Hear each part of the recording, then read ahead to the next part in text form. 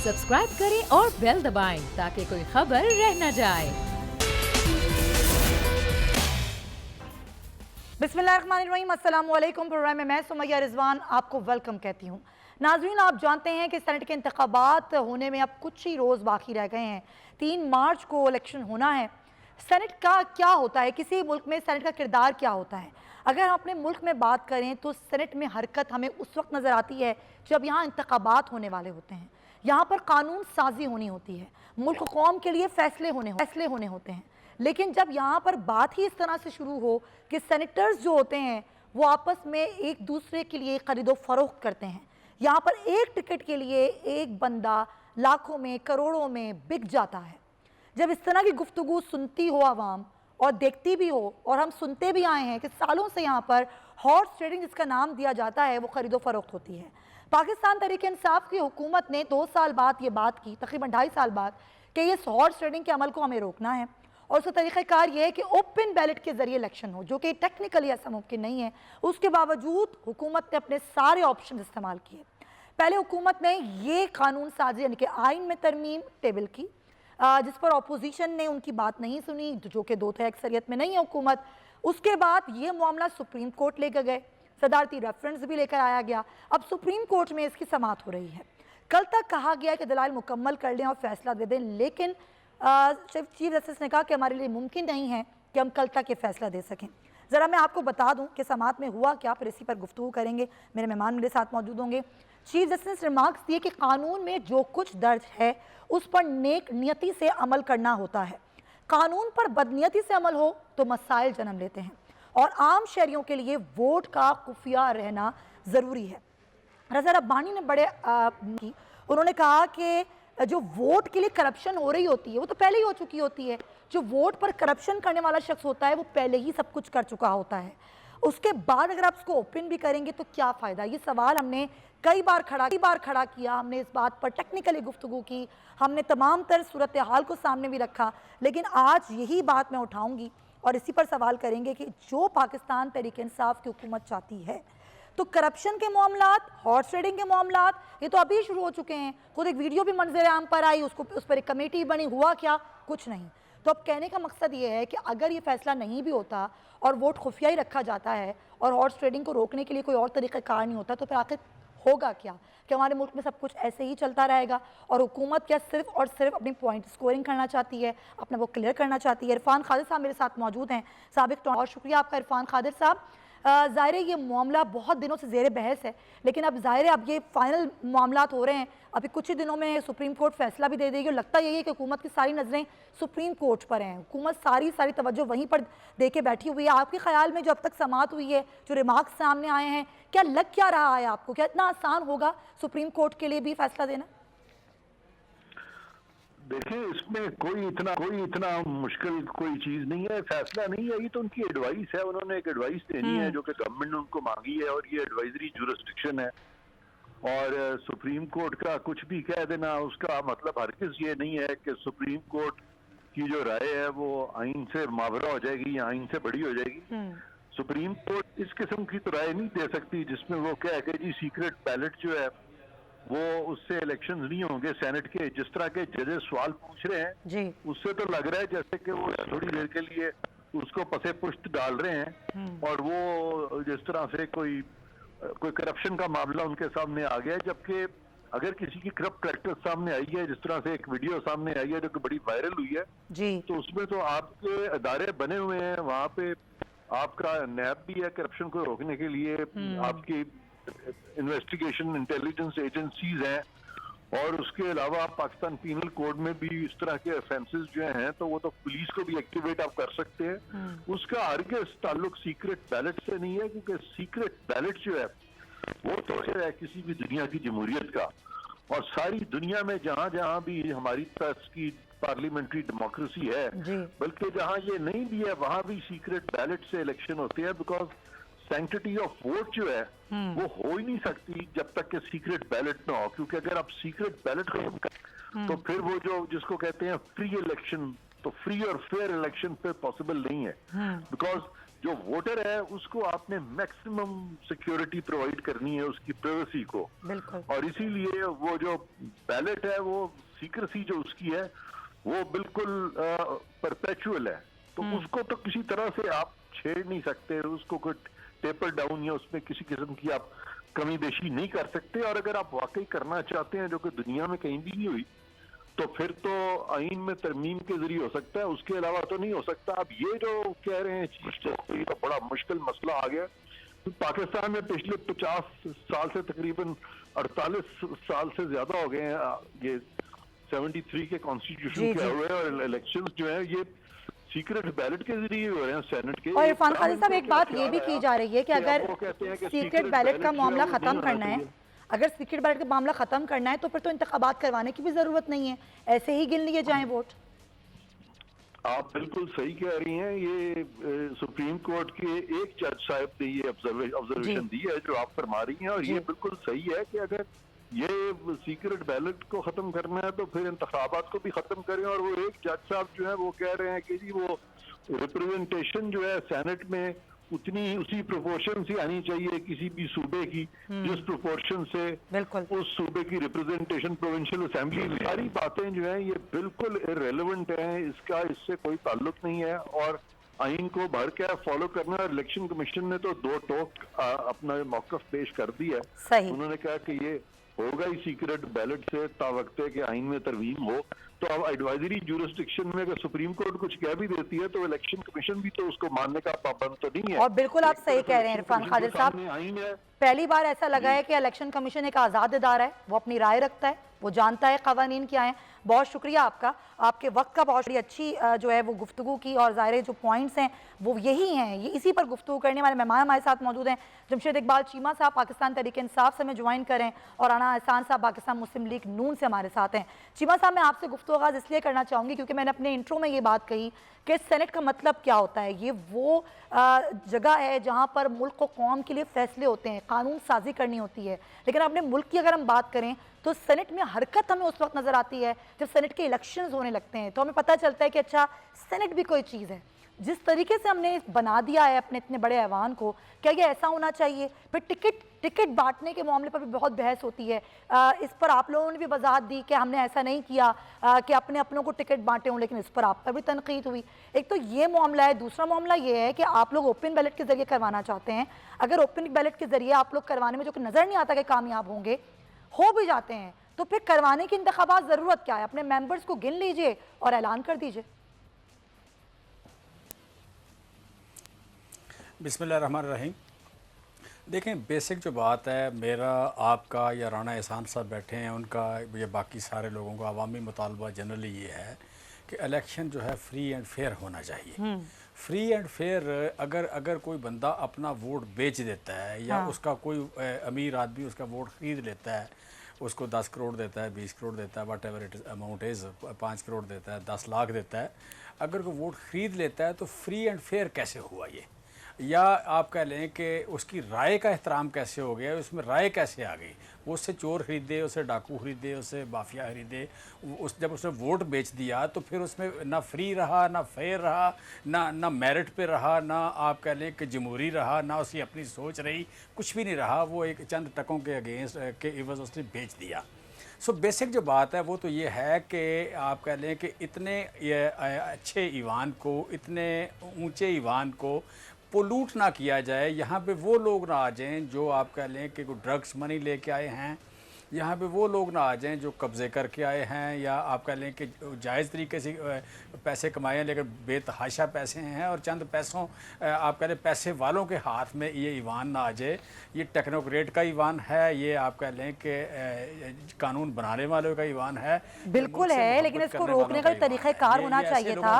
पहली बात तो ये, सॉरी टू इंटरप्ट यू, वो तरीक़ाकार क्या है, वो तरीक़ाकार क्या है वो आप भी हमें गाइड करें, वो हमें सुप्रीम कोर्ट गाइड करे, वो हमें इलेक्शन कमीशन गाइड करे, तो कर देंगे, गाइड करें, लेकिन आप ये जानते हैं कि 2/3 अक्सरियत आपके पास वो नहीं बताएं है। कि कौन सा तरीका हो कि इलेक्शन बिके ना, इलेक्शन खरीदा ना जाए, वोट बिके ना, वोट खरीदा ना जाए। वोट जो है, जो बंदा भी जहां देना, जो जहां भी देना चाहता है वो अपनी राय का ओपनली इजहार कर दे। अच्छा, आप मुझे बताइए, बता दे कि मैंने फलां को दिया है, कि वीडियो एक जो पे लिख आपने दे तो बता कराई, दे कि मैं फलां एक वीडियो जो आप लोग लेकर आए उसमें हमने ये देखा कि आप ही के लोग थे जो पैसे ले रहे थे, उन्हीं को वजीर कानून बनाया जाता है, पार्टी टिकट देती है। जब ये वीडियो सामने आती है 2 साल बाद तो वो वजीर कानून के ओहदे से इस्तीफा दे देते हैं। आपसे सवाल ये किया जा रहा है कि 2 साल तक आपने वो वीडियो अपने पास क्यों रखी, आज कमेटी क्यों बनी, आज इलेक्शन कमीशन को क्यों दे रहे हैं, ये पहले मामला क्यों नहीं आया जेर बहस, इस पर पहले बात क्यों नहीं हुई? आपकी हुकूमत कोई आज या कल तो नहीं आई है। देखें, यकीनन वो जो वीडियो है वो हमारे पास नहीं थी। हमारे पास अगर होती तो हम ये काम ना करते कि एक बंदा जिसने वोट बेचा था वो वजीर कानून हमारा बन जाता। ये यकीनन हमारे पास नहीं थी। जब हमारे पास आई तो हमने एक्शन ले लिया। जिन लोगों का उस वक्त नाम आया कि जी फलां लोगों ने वोट बेचा, हमने उनको निकाल दिया, पार्टी से निकाल दिया। और ये कितने अर्से बाद आई आपके पास वीडियो? उसमें से किसी एक आदमी को हमने टिकट नहीं दी थी। लिहाजा हमने तो आप पहले ईवान को साफ करने की, शफाफ करने की कोशिश कर रहे हैं। हम कह रहे हैं मुस्लिम लीग नून है, पीपल्स पार्टी है, बाकी पार्टीज हमारा इसमें साथ दें। ये जो वोट को इज्जत दो। देखें, आपको 1 लाख बंदे ने वोट दिया है, आपको 40,000 बंदे ने, 50,000 बंदे ने वोट दिया है, आप जाके उनका वोट बेच देते हैं। तो आपने तो उन 40,000 बंदों की, 1 लाख बंदे की, 1,10,000 बंदे की बेइज्जती कर दी।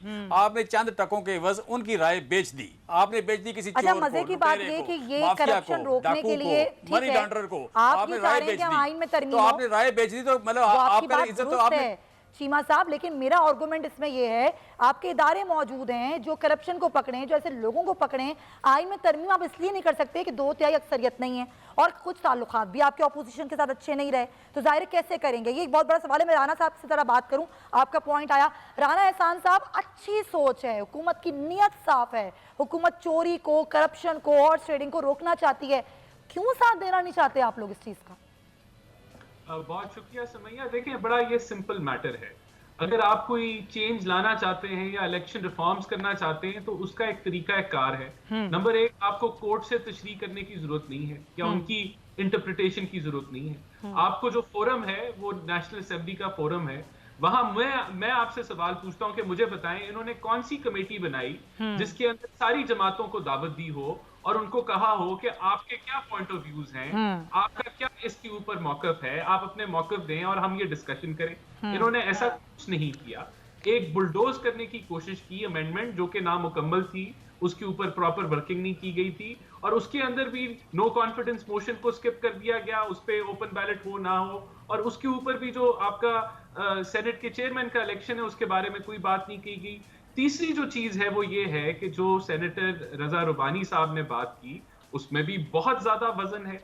देखिए, करप्शन जो ये बातें कर रहे हैं, मैं भी एग्री करता हूं, हम लोगों की पार्टी भी एग्री करती है कि वोट बाइंग नहीं होनी चाहिए, ऐसी करप्शन नहीं होनी चाहिए और ऐसे लोगों के ऊपर अकाउंटेबिलिटी होनी चाहिए। तो यहाँ तो ये सवाल बनता है ना कि 20 जो अराकीन इन्होंने फारिग किए उन पे क्या एक्शन लिया इन्होंने? अच्छा चलिए, वो उन्होंने क्या एक्शन लिया वो जवाब दें, लेकिन हम मुझे बता दीजिए इसके अलावा तरीक़ाकार क्या है? आपके अपने मिसाक़ के जमहूरियत में ये बात शामिल थी, बेनज़ीर भुट्टो शहीद ये चाहती थी कि बिल्कुल ओपन बैलेट के जरिए हो, आज आप ही की जमातें ये नहीं चाहती। क्या कोई टसल है या कोई और वजह है? आज पीटीआई बात कर रही है इसलिए आप लोग इनकारी हैं इस चीज से? सुमैया, पीएमएलएन ये चाहती है, पीपल्स पार्टी वो चाहती है, पीटीआई ये चाहती है, जो कुछ भी जितनी भी जमातें चाहती हैं उसका फैसला कहां होना है? वो तो एक पार्लियामानी कमेटी बनेगी जो इलेक्शन रिफॉर्म्स के लिए बैठे, वहां हर कोई अपनी तजावीज दे, हर पॉइंट पे डिस्कशन हो और फिर वहां तो बैठे तो थे, टेबल तो किया था, लेकिन आप लोग बात ही नहीं करना चाहते। नहीं, बिल्कुल नहीं। ये इन्होंने जो स्टैंडिंग कमेटी थी, एक तो सबसे पहले ये 1.5 माह पहले इनको ख्याल आया कि हम सेनेट से पहले ये चीजें करें। चलें, ठीक है। फिर देखें, ऑपोजिशन के साथ किसी किस्म का वर्किंग रिलेशनशिप नहीं है, उनको गाली गलौज दी जाती है, उन पे इल्जाम दिया जाता है। और फिर मुझे बताएं, इनकी नीयत है इलेक्शन रिफॉर्म्स करने की? सबसे बड़ी धांधली तो इन्होंने डस्का में की और पूरी कौम के। मैं आ रही हूँ डस्का पे, मैं डस्का पे आ रही हूँ, मुझे बस एक सवाल का जवाब दे दें, एक सवाल का जवाब, छोटा सवाल। हाँ राना साहब, मैं आ रही हूँ, मैं डस्का पे डिस्कशन करूंगी। सर मुझे एक सवाल का जवाब, आपके ख्याल में क्या तरीक़ेकार हो इस हॉर्स ट्रेडिंग को रोकने का, आप बता दें। चलें, देखिए, अगर सबसे पहली बात तो ये कि ये जो हॉर्स ट्रेडिंग का ये जो एक वावेला मचा हुआ है कि क्या 100% लोग इसमें इन्वॉल्व हैं? बिल्कुल नहीं इन्वॉल्व। क्या 100% एमपीज चलिए कितने परसेंट भी इन्वॉल्व हैं, इसको रुकना चाहिए या नहीं रुकना चाहिए? ये खत्म होना चाहिए, ये चीजें खत्म होनी चाहिए। और अगर इलेक्शन रिफॉर्म्स हो उसके अंदर आपको ये नहीं कह सकता कि हमारा ये मौकफ है। इलेक्शन रिफॉर्म्स के लिए जब जमातें सर जोड़ के बैठेंगी, एक फोरम होगा जहां सारों से मशावरत की जाएगी। ठीक है, आप कह रहे हैं कि तरीक़ेकार सही नहीं है। हुकूमत का एक तो 1.5 माह पहले शुरू किया, सबसे पहला एतराज़ ये, तरीक़ेकार पे शदीद एतराज़ है अपोजिशन को। खैर, डस्का की आपने बात की, डस्का के ज़िमनी इलेक्शन की बात कर लें। सारे पोलिंग स्टेशन के नताइज तो आ चुके हैं, लेकिन ज़ाहिर है वही 11 पोलिंग स्टेशन जिसके बारे में कहा जा रहा है कि रीपोलिंग की सिफारिश की गई है। नून लीग ये कह रही है कि सारे पोलिंग स्टेशन पर रीपोलिंग होनी चाहिए। हमारे नुमाइंदे नदीम अता कौरी हमारे साथ हैं, जो सारे इलेक्शन को कवर करते रहे, उनको सारी सूरत हाल का भी अच्छी तरीके से मालूम है। नदीम, मुझे बताइएगा अब क्या सूरत हाल है? ज़ाहिर अगवा की बातें, रिटर्निंग अफसरान को अगवा कर लिया गया, उनको लेके चले गए, वोट तब्दील करवा दिए गए। अब खुद प्रिजाइडिंग ऑफिसर्स ये कह रहे हैं कि बिल्कुल ये जो 11 पोलिंग स्टेशन हैं, के नंबर्स भी मेरे पास हैं, इन पर रीपोलिंग की सिफारिश कर रहे हैं। आप जरा मुझे बताइएगा अब तक के पोलिंग स्टेशन का नतीजा क्या रहा है? जी बिल्कुल, यहाँ पर हमने तो सुबह से लेकर शाम तक ये पूरा इलेक्शन कवर किया, लेकिन बेज़ाब्तियां भी देखी, लड़ाई झगड़े भी देखे, फायरिंग भी देखी। लेकिन इसके बाद अगर रिजल्ट के हवाले से बताता चलूं कि जब उस दिन रिजल्ट आया तो रिजल्ट 360 टोटल पोलिंग स्टेशन है, जिनमें से 337 पोलिंग स्टेशन का रिजल्ट आ गया। अच्छा। जिसको नून लीग ने भी एक्सेप्ट कर लिया और पीटीआई ने भी एक्सेप्ट कर लिया। अच्छा। लेकिन नेक्स्ट जो तकरीबन 23 पोलिंग स्टेशन थे जिसका ये मोमा बना हुआ है, हाँ।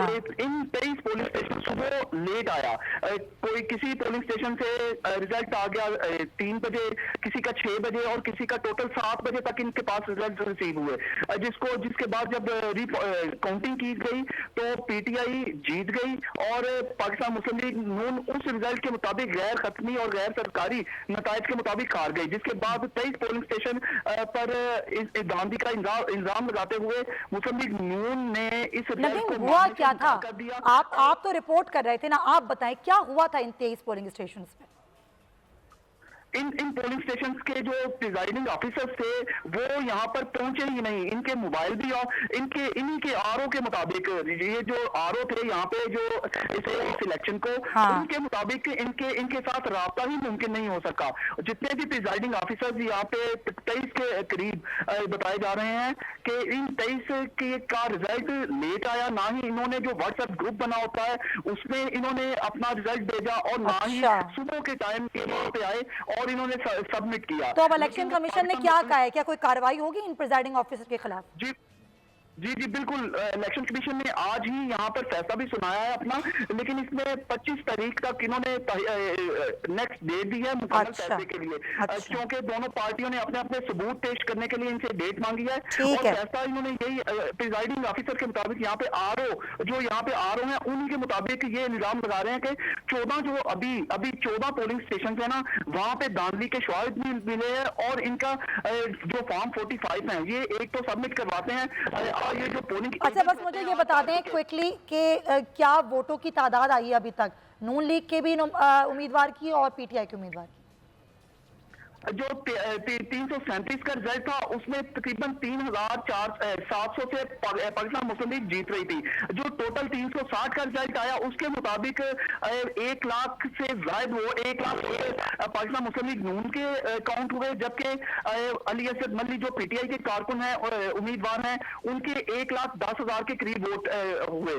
जिसमें से डिफरेंस आ रहा है 9-10 हजार का डिफरेंस आ रहा है। पाकिस्तान तहरीक इंसाफ यही कह रही है कि हम 9-10 हजार से जीत चुके हैं। अच्छा। जबकि पाकिस्तान मुस्लिम लीग नून के लोग हैं जो उम्मीदवारान हैं, यहाँ के रहनुमा हैं, वो इस रिजल्ट को मानने से बिल्कुल इनकार। चलें, बहुत शुक्रिया आपका नदीम अता कौरी, तफसीलन हमें बताया। अब चीमा साहब, आप कह रहे हैं कोई धांधली नहीं हुई, नून लीग कह रही है धांधली हुई। नून लीग अपने सबूत भी पहले दिन से, जिस दिन वोटिंग हुई, इलेक्शन कमीशन को देती रही, चाहे वो वीडियोज हों, चाहे ऑडियोज हों, चाहे जो भी मामला हो। क्या आपने भी अपने कोई सबूत जमा करके इलेक्शन कमीशन को दिए हैं? नहीं, बेसिकली देखें, हम तो कहते हैं कि ये इनकी सेटिस्फेक्शन पे हम चले जाते हैं या इलेक्शन कमीशन की सेटिस्फेक्शन पे चले जाते हैं, रिटर्निंग ऑफिसर की सेटिस्फेक्शन पे चले जाते हैं। ये कहते हैं 337 पोलिंग स्टेशन के जो आप कह लें वोट हैं वो एग्रीड हैं।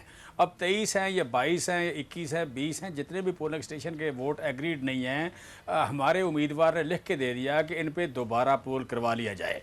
तो मैं समझता हूँ कि इट इज़ फेयर एनफ, और क्या चाहिए। अच्छा। मतलब हमें इनको 126 दिन के धरने की ज़रूरत नहीं है, इनको किसी जुलूस की ज़रूरत नहीं है, धमकियाँ देने की ज़रूरत नहीं है, झूठ बोलने की ज़रूरत नहीं है, गलत किस्म के ट्वीट करने की ज़रूरत नहीं है, आपको लगता है धांधली हुई है? एग्जैजरेशन की ज़रूरत नहीं है। हम कहते हैं कि आएँ आए आए इलेक्शन करवाएं, इलेक्शन दांतली करवाएं, हुई मसला है? ही कोई नहीं है। ये घोड़ा और ये घोड़े का मैदान है। चलें, मसला दांतली तो हुई दांतली है। वाली कौन सी बात है इसमें? अगर दांतली हुई भी है तो नहीं नहीं होगी, नहीं हुई भाई। मैं दांतली नहीं हुई, मैं कहना दोबारा देख लेते हैं कि हुई या कि नहीं हुई। क्या दोबारा हम जीते हैं कि नहीं जीते? ये 23 पोलिंग स्टेशन है, 23 ये पोलिंग कहा स्टेशन में जा रहा है कि इलेक्शन दोबारा करवा प्रिजाइडिंग दें, कोई मसला ऑफिसर ही नहीं है। मौजूद नहीं थे, वो देर से आए। ना व्हाट्सएप पर ये रिपोर्ट कह रही है, ये ना आपकी रिपोर्ट है ना नून लीग की रिपोर्ट है। मैं कहता हूं दोबारा लंबा टाइम ना दें, थोड़ा सा टाइम दें, 2 दिन का, हफ्ते का, 2 हफ्ते का, जो भी है उसमें इंटरनेशनल मीडिया हो, आपका मीडिया हो, सारी दुनिया, इलेक्शन कमीशन हो, सारे पोलिंग स्टेशन की जो भी पोलिंग लोग दोबारा हों, उनकी करवाएं मौजूदगी में या इलेक्शन हो 23 की जाए, कोई करवाएं। मसला ही नहीं है।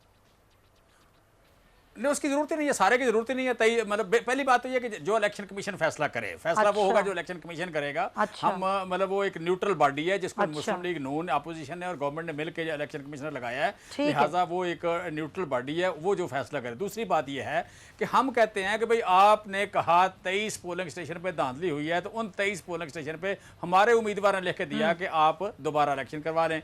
मैं समझता हूँ कि फेयर तो ये है कि 23 पोलिंग स्टेशन पे दोबारा इलेक्शन हो जाए। चले, ठीक है। ठीक है, बाकी जो इलेक्शन कमीशन कहे वो फेयर है। ठीक है। बाकी ये है कि अगर बैठ के सिर्फ आप कह रहे शोर करना है, आपने जजेस की वीडियो देनी है, ब्रेक ले लूं, देनी एक ले है, लूं, वापस आके बात कर लेती हूं इस पर कि अब नून लीग का क्या कहना है कि वो चाहती है कि सिर्फ 23 पर हो या सारे पोलिंग स्टेशन पर रीपोलिंग होनी चाहिए। इस ब्रेक के बाद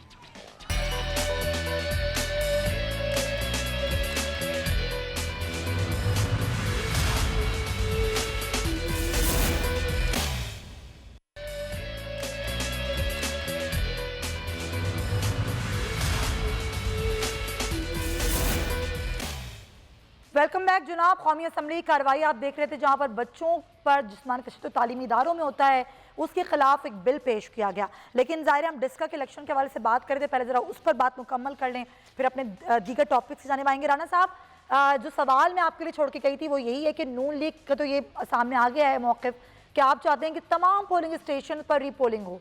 आप ऐसा क्यों चाहते हैं? क्योंकि वो 23 पोलिंग स्टेशन थे जिनका रिजल्ट देर से आया, रोका गया, तो इतना लंबा प्रोसीजर करवाने की क्या ज़रूरत है? 23 का ही करवा लें रीपोलिंग ताकि ये मामला ख़त्म हो। या समैया, सबसे पहले तो कि ये 23 जो पोलिंग स्टेशन से, इससे ये चीज साबित हो गई कि इस इलेक्शन में धांधली दुबा के की गई और पूरी कौम ने देखा कि किस तरह पोलिंग स्टाफ अगवा हो जाता है और किस तरीके से जो है वो रिजल्ट चेंज किया जाता है। इस चीज के बावजूद कि हमारे पास फॉर्म 45 उन कुछ पोलिंग स्टेशंस के आ चुके थे और रिजल्ट को रद्दोबदल किया गया। इसके अलावा भी बहुत सारी बेज़ाब्तियां हुई हैं। देखें, हमारी कोशिश थी, हमने दरखास्त भी दी ईसीपी को कि आप जो दुरानिया है वोटिंग का बढ़ाएं, क्योंकि इस इलेक्शन के अंदर एक पूरा माहौल बनाया गया जिसके अंदर जो पोलिंग है उसको स्लो किया गया, जिसके अंदर लड़ाई का माहौल बनाया गया और फिर फायरिंग करके 145 पोलिंग स्टेशनों को हसास करार दिया गया, जिसमें से 25 जो थे वो स्पेशली सेंसिटिव करार दिए गए और किसी ना किसी वजह से वहां पोलिंग जो है आए बगैर रोकी गई। और फिर ये सारे सबूत इलेक्शन कमीशन को दे देना और फिर जाहिर है वो 23 पर रीपोलिंग हो जाएगी और दूध का दूध पानी का पानी हो जाएगा, क्योंकि पीटीआई का तो मौक़िफ़ आ गया। तहरीक इंसाफ कही ठीक है, जो भी रिजल्ट होगा रीपोलिंग के बाद वो हमें एक्सेप्ट होगा। देखें, ये तो 23 में तो धांधली साबित हो गई, वो तो नजर आ गई, अवाम ने देख ली। हम ये कह रहे हैं कि बाकी 337 के अंदर भी धांधली हुई, वही तो मैं बता रहा हूँ कि पूरा माहौल सर सबूत देना, इलेक्शन कमीशन बैठा हुआ है वहाँ, सबूत दीजिए। ज़ाहिर है ये मामला ऐसा ही हल होगा, इसका कोई और तरीक़ाकार नहीं हो सकता। एक तरीक़ाकार है और वो है इलेक्शन रिफॉर्म्स, जिस पर अभी तक काम शुरू नहीं हुआ। ज़ाहिर है वो अपोजिशन और हुकूमत ने मिलकर ही काम को शुरू करना है। बड़ा एक अहम टॉपिक है सर, मुझे अपना टॉपिक चेंज करना है। और अफसोस की बात यह है कि हम जब कानून साजी की बात करते हैं तो हमें कानून साजी होती हुई नज़र नहीं आती है, ख़ास तौर बच्चों से ज़्यादती के हवाले से। ज़ैनब कत्ल केस के बाद से हमने देखा कि कोई ख़ास सज़ाएँ नहीं दी गई और बच्चों से ज़्यादती के वाक़यात एक के बाद एक होते ही चले जा रहे हैं। पिछले ही दिनों मैंने आपको खबर दी थी कि दादू में 3 साल की बच्ची के साथ ज़्यादती की गई जो ज़िंदगी और मौत की कश्मकश में है। अब दादू में ही दूसरा वाक़या पेश आया है जहाँ पर खेतों में 2 अफराद बच्ची को लेके गए, ज़्यादती की, वहाँ छोड़ गए और माँ दुहाइयाँ दे रही है और ये कहा जा रहा है कि रिपोर्ट दर्ज की जाए। अब तक रिपोर्ट तक दर्ज नहीं हुई। वडेरों के बेटों पर इल्ज़ाम लगा रही है माँ, लेकिन अभी तक कुछ पता नहीं है। शहजाद सोमरो हमारे नुमाइंदे हमारे साथ दादू से मौजूद हैं, उनसे डिटेल लेंगे। शहजाद, कब हुआ है ये वाक़या? अभी तक कोई गिरफ्तारी हुई है क्या? देखिए कि ये इंतहाई अफसोस से कहना पड़ रहा है कि ये 7वें रोज के बाद दूसरा वाकया खैरपुर नाथन शाह, जो कि दादू डिस्ट्रिक्ट के करीबी तहसील है, वहाँ पर एक करीबी इलाका है, नवाई गांव है, वहाँ पर ये वाकया पेश आया है। जबकि ये जो बच्ची है अनीसा सोलंकी, इनकी वालदा ने जो है ये इल्ज़ाम आयद किया है कि मकामी वहाँ पर जो वडेरे हैं उनके 2 बेटों ने जो है मेरी बच्ची के साथ ज्यादती की है, जबकि बच्ची को खेतों में लेके गए हैं, वहाँ से उनको ज्यादती की है। हमने बच्ची का जो चचा है वो बच्ची को बेहोशी हालत में लाया है। जबकि जब वहाँ पर जो पुलिस है उनसे बात हुई है, जो SHO है अली अकबर चन्ना, उनसे हमारी बात हुई तो उन्होंने कहा है कि छापे मारे जा रहे हैं और हम वहाँ पहुंचे हैं इनको गिरफ्तार करने के लिए, लेकिन मुलजमान घर छोड़कर फरार हो गए। जबकि मुख्तलिफ जगह पर जो है स्नैप चेकिंग भी कर रहे हैं, लेकिन मुलजमान को जल्द गिरफ्तार किया जाएगा। खुसूसन अहम बात यह है कि यहाँ पर जो इतना बड़ा डिस्ट्रिक्ट दादू है, लेकिन यहाँ पर हेल्थ के हवाले से तमाम बड़ी गफलत है, क्योंकि हेल्थ के लिए कोई भी फैसिलिटीज नहीं है। क्योंकि जब ऐसे वाकयात होते हैं तो फौरी तौर पर उनकी जो रिपोर्ट, पहली बात तो ये ऐसे वाकयात होने ही नहीं चाहिए। बहुत शुक्रिया आपका शहजाद सोमरो। चीमा साहब, हम कब तक इस तरह की खबरें देते रहेंगे, हम कब तक इस पर बात करते रहेंगे? क्या सत्तेबाब करेगी हुकूमत इस तरह के वाकयात को रोकने के लिए? कोई भी शहर हो, कोई भी सूबा हो, बच्चे हों, औरतें हों, हत्ता के ख्वाजा सरा, किसी की इज्जत महफूज नहीं है। देखें, इसमें आपके लिए कानून साजी की ज़रूरत है और सारों को इस बात का एहसास है और कानून साजी हो रही है। आज भी मेरे मतलब बच्चों की सज़ा के हवाले से हो, बच्चों की ज़्यादती के हवाले से हो, ज़ैनब बिल हुआ, सो वो सज़ा आप कह लें कि कानून साजी, लेकिन मैं हो रही है, तरबियत की ज़्यादा ज़रूरत है। मैं समझता हूँ कि हमें अपने बच्चों की, हमें नौजवानों की, स्टूडेंट्स की तरबियत करने की ज़रूरत है। मैं जो अपने छोटे बच्चे हैं उनको बैड टच और गुड टच का हमें, राणा साहब मैं ले रही हूँ आपका पॉइंट, इन चीज़ों को छुपाना नहीं चाहिए, बयान करनी चाहिए। तो मैं समझता हूँ कि ये जो आप कह लें कि कानून में सज़ाएं सख्त हों, लेकिन साथ तरबियत के बगैर मुआशरे नहीं बनते। तरबियत जो है ना वो पूरे मुआशरे को मिलकर करनी होगी, सिर्फ एक घर से तरबियत नहीं हो सकती। ज़ाहिर एक अगर पढ़ा लिखा खानदान नहीं है तो तरबियत फिर मुआशरे को जिम्मेदारी पूरी लेनी पड़ती है और सारे लोगों को मिलकर करनी पड़ती है। राणा साहब शॉर्ट पॉइंट अपना शामिल कीजिएगा सर, मुझे क्लोजिंग करनी है। बहुत शुक्रिया। देखिए, जो लॉज हैं वो तो ऑलरेडी बहुत सख्त हैं। बिल्कुल, जहां डिबेट होनी चाहिए वहां होती नहीं है कि ऐसे जो मुल्जमान होते हैं वो क्यों ऐसा करते हैं। सही बात, उस चीज के ऊपर कोई स्टडी नहीं की जाती। हम लॉज को सख्त करी जाते हैं, हम प्रोसिक्यूशन को स्ट्रेंथन करने की जरूरत है, कोर्ट्स के ऊपर स्पीडी ट्रायल होने की जरूरत है। नंबर 3, इस तय पे पहुंचने की जरूरत है कि ऐसा बिहेवियर जो है वो क्यों होता ही क्यों है, ऐसा क्या साइकोलॉजिकल मामला है। बहुत शुक्रिया आप दोनों हजरात का। यही इस पॉइंट पे हम कई दफा डिस्कशन कर चुके हैं कि ऐसे क्या जहनी तौर पर किसी शख्स के साथ ऐसा होता है कि वो मासूम बच्चों को अपनी हवस का निशाना बनाता है। अब पूरे मुआशरे को इस पर अपना किरदार अदा करना होगा और कानून तो है लेकिन कानून पर अमल दरामद बहुत ज़रूरी है। इसी पॉइंट के साथ इंशाअल्लाह आपसे मुलाकात होगी कल। अपना ख्याल रखिए, अल्लाह हाफ़िज़।